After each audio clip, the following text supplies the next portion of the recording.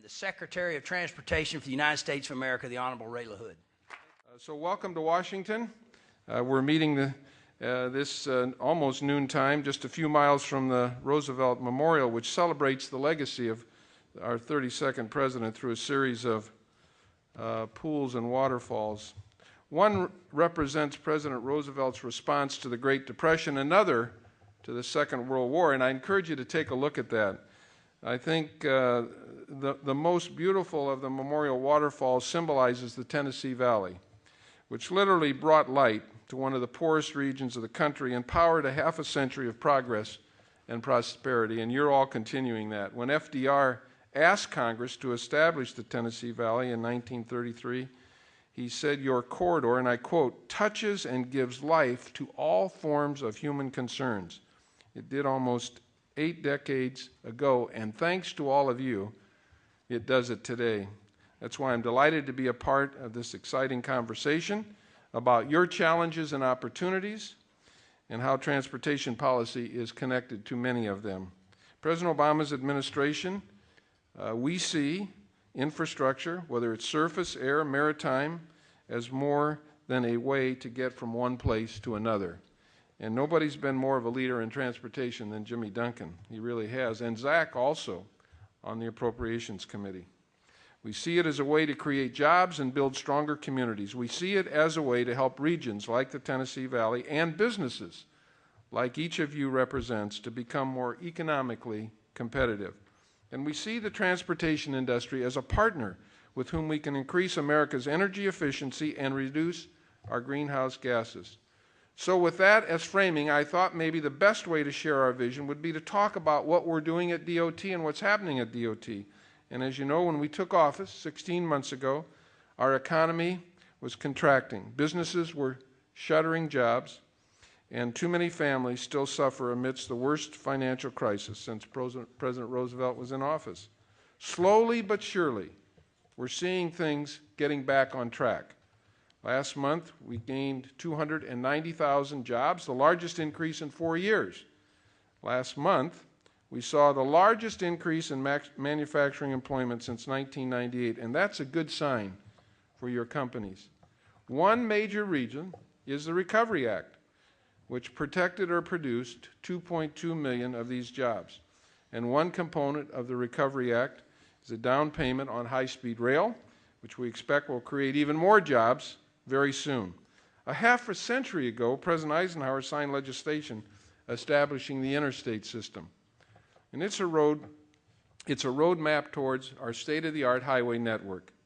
Today, President Obama and Vice President Biden have put us in exactly the same place we were at when President Eisenhower signed the highway bill, only we call it the high-speed passenger rail program.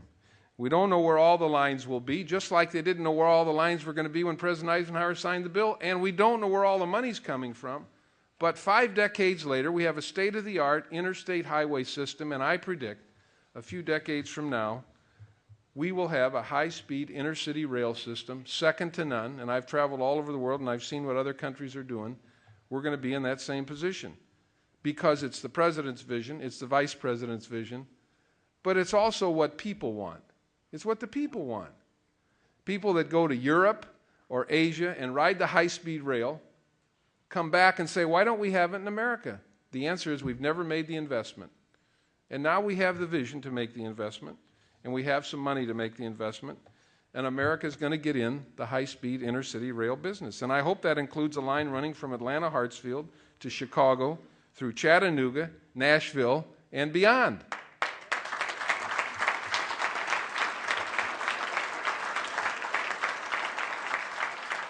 And we have committed, President Obama and our administration has committed $8 billion of the recovery money, and we have another $2.5 billion this year that we will put out the door for high-speed intercity rail. That's $10.5 billion times more than we've ever had at the Department of Transportation, and $10.5 billion than we've ever had in America for this kind of a project. And if we do this right, the benefits for our country will be enormous. High-speed rail can create thousands of construction jobs, manufacturing, operations, and maintenance jobs, jobs that cannot be outsourced or shipped overseas. It will ease congestion on our roads and at our airports, and it can reduce greenhouse gases, pollution, and mitigate the climate crisis. And it can answer America's call for another choice about how to get around. So it's a win-win-win-win. It just goes on and on and on. Jobs, high-speed rail, alternatives for people who are tired of being stuck in congestion. As you know, we're also hard at work on the reauthorization of the Surface Transportation Bill that will pursue these goals, and we'll need the leadership, continued leadership of Jimmy Duncan and the work that he will do on the Transportation Committee. We've held 4 listening sessions around the country in New Orleans, Minneapolis, Los Angeles, and Houston, and we'll have one more in Bismarck, North Dakota. Having gone through this process, we're committed to a new recipe of legislative ingredients. It consists of ingredients that improve safety and reduce injuries and fatalities, ingredients that keep our communities economically competitive and affordable, ingredients that maintain the reliability, capacity, and efficiency of our entire transportation network, ingredients that give people more than one choice about how to get from one place to another. So kids can walk or bike to school, and veterans or seniors can get to their doctor's appointments if they can't drive, and ingredients that reduce Americans' reliance on oil and emission of climate change pollution. Blended together, this mix will help ensure that a student in the Tennessee Valley can go from a neighborhood with safe streets to a school that prepares him or her to collaborate and compete in the global economy.